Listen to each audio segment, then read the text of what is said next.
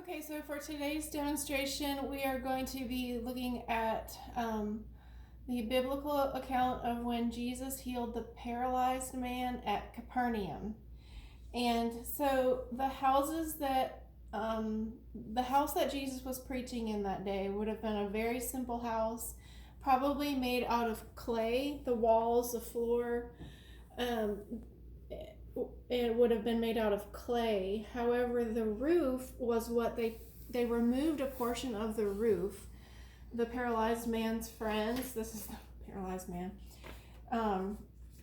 they removed a portion of the roof and lowered him down on a stretcher, which would have been made out of natural materials as well, probably like maybe sheepskin. And then these are obviously plastic drinking straws, but they probably would have been made out of very sturdy tree limbs. And the roof itself, it sounds like this an enormous feat to remove a portion of the roof, but that's because we're thinking of how our roofs are, like they're really sturdy. I'm picturing the roof on the house where Jesus was preaching that day was probably a thatched roof. So it was probably made again out of sticks going this way and like basket weave like that perhaps. So what I did was I just made a basket weave roof out of paper.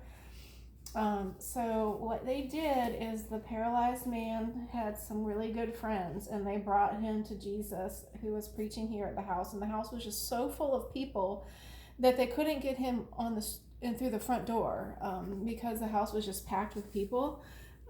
So what they did was they removed a portion of the roof. Obviously, I'm going to have to remove the whole roof.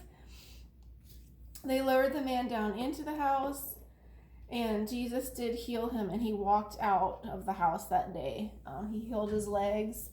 And then, since it wasn't like the kind of roof that are on our houses, it was probably fairly easy for them to rebuild the portion of the roof that they removed in the next week or so, since it was probably made out of all natural materials. And that's the story of when Jesus healed the paralyzed man at Capernaum.